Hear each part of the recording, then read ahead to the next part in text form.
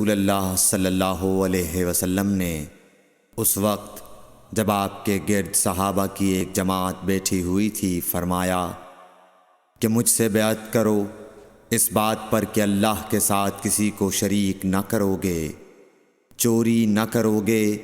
زنا نہ کرو گے، اپنی اولاد کو قتل نہ کرو گے اور ناعمدن کسی پر کوئی ناحق بہتان باندھو گے، اور کسی بھی اچھی بات میں اللہ کی نافرمانی نہ کرو گے۔